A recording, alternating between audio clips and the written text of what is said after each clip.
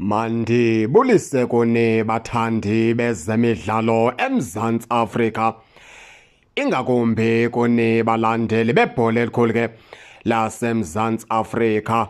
Sizawuthetha nge-injury kaMduduzi Shabalala othe wenzakala phaa izolo xa iKaizer Chiefs ibiqobisana phaa neqela leMamelodi Sundowns, ethe wateklishwa phaa kabuhlungu nguAdams.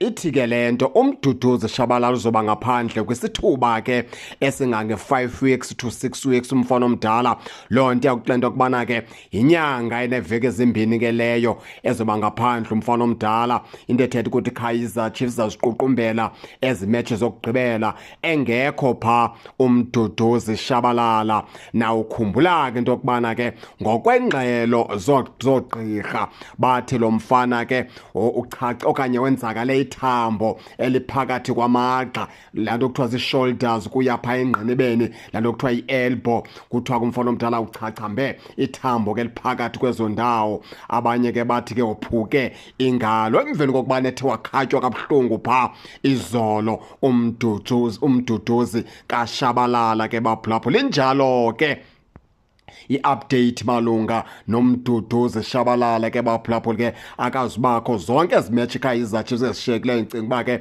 ziimatch ezintathu into yokubana ke ivale isizini iKaizer Chiefs.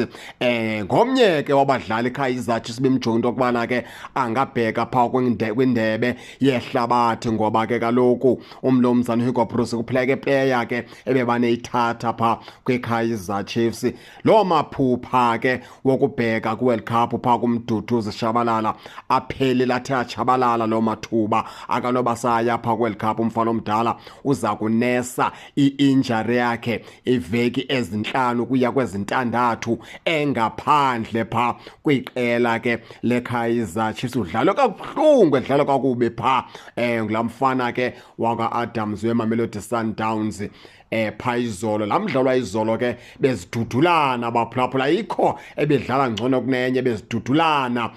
Bukuraf kakhulu phaa izolo phakathi kweKaizer Chiefs kunye ke neMamelodi Sundowns. Iziphumo zaloo nto ke zezisithathe uMduduzi Shabalala waleqa usesibhedlela phaa izolo, ngoba kwanyanzeleka into yokubana ke makangabi sagcinwa, makaleqe usesibhedlela umfana omdala ngoba wenzakele kakhulu apha ke engalweni. Njengoba ndisitsho ke ndisithi kuthiwa lithambo eliphakathi kwamagxa kunye nengqiniba, eli umfana omdala lithe labe ke liye lachaphazeleka phaa izolo.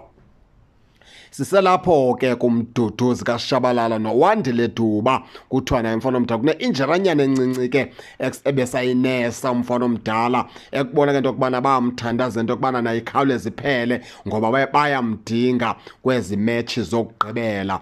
Injalo ke baphulaphula, nani ke ningake ningene nitshone into yokubana niva njani na, nize ningakhohlwa usubscribe kule channel kuze ningaphoswa zezemidlalo endizanothulela zona kwixa elizayo kakuhle babukeli.